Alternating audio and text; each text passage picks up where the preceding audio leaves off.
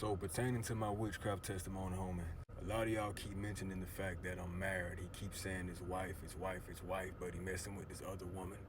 Me and my wife were separated before I met this woman. And as y'all know, hate was the driving force behind the power for this woman to have witchcraft on me. If you have a heart full of hate, then you have an open doorway for the devil to use you, because hate is not of God. So somebody asked me, why did you hate your wife so much? So instead of me explaining to y'all why I hated my wife, I'm gonna let her explain it herself. That way she gets to speak her piece and kind of defend herself. Hey everybody. Hope all is going well for you guys out there that are very interested in my hub story. I just want to speak to the women and a little bit on my behalf. We have been together going on 5 years now, and I will say, in the beginning, you couldn't tell me nothing. Excuse my French, but I thought I was hot shit. Okay? Ladies.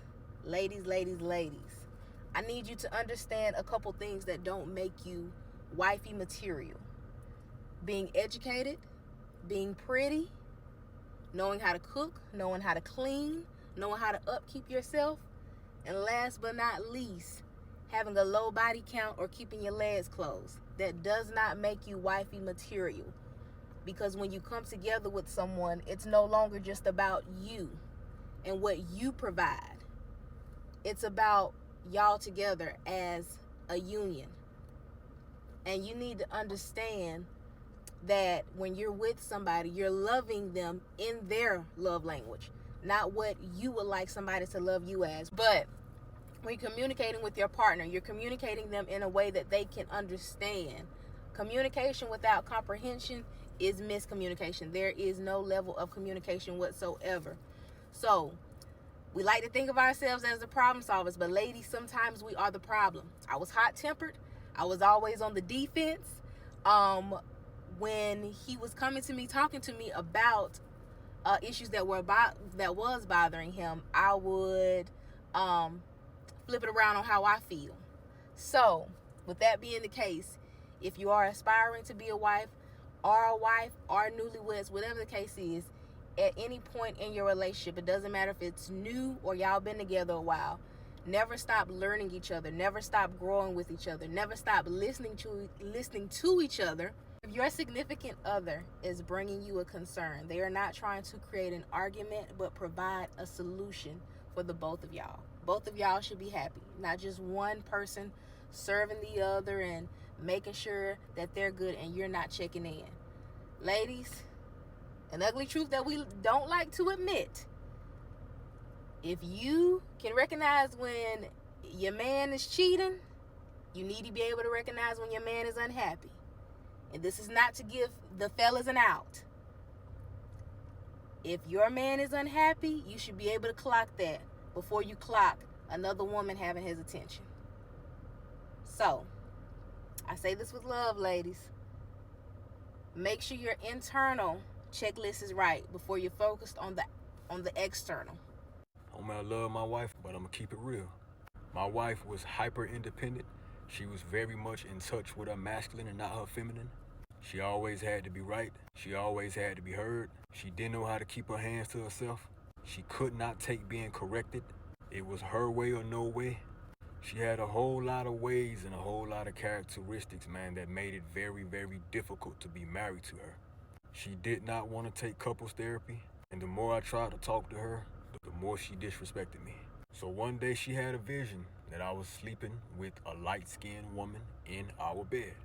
Now at this time, I didn't know who the hell this was, because I'm like, I ain't fucking nobody else. But she had a vision of what was to come, because later on, I started having the same visions. And I came to her and I told her about it, like, hey, you make me feel awful on a day-to-day basis. If you do not treat me better, I am going to leave you. I have taken all I could take from you, and I'm trying my damnedest to love on you, woman, and be here for you. She looked me in my eyes and she told me, I don't give a damn what you do. If you want to cheat, go ahead and cheat. I don't care. That broke my fucking heart. I ain't gonna lie to y'all. That broke my heart. So, instead of bitching about it, I left. She brought me the separation papers. I ain't even bring them to her. She brought them to me. But She was not expecting me to sign the separation papers. When I signed them and I gave them back to her, she looked at me and she was like, "Oh, you serious?" And then that's when it started to click to her, like, this man is for real. So she hit me up and she was like, "Hey, I'm finna get this signed. I'm finna go to the notary and get it signed. You sure you still wanna do this?" And I told her, "Yeah. Sign it, send me a copy." She was hurt, but she did it, and we separated. She hated me for leaving her. I hated her for fucking treating me like shit. Then that's when the vision came to pass, man. That light-skinned woman that she was talking about, or that light-skinned woman that she had a vision about, is the woman I met. While I was with this woman, homie, my wife called the police on me. She called my command while I was in the military to have me sent to the brig and have me kicked out of the military, telling them that I was screwing this girl and this and that. She had her family hating me. Now here's the beautiful thing about growth. Now we both look back on that shit and we laugh about it. Only married people gonna understand that. Somebody who ain't married gonna have all the advice in the world to say about what should be done, what you should have done. If your ass ain't married or ain't ever been married for some time, you can't speak on what people do in marriage. It's a different ball game when you're in it. The same thing with witchcraft, homie. A lot of y'all talking about what I should have done, what I should have did, why I kept going back, why I kept doing this. Meanwhile, you ain't never had witchcraft put on you, so you don't understand. And truthfully, I hope you never do. Truth be told, at some point or another, both parties hate each other at some point in the marriage. Whether it's that man hating that woman or that woman hating that man, at some point, y'all gonna not stand each other. That's just marriage, homie.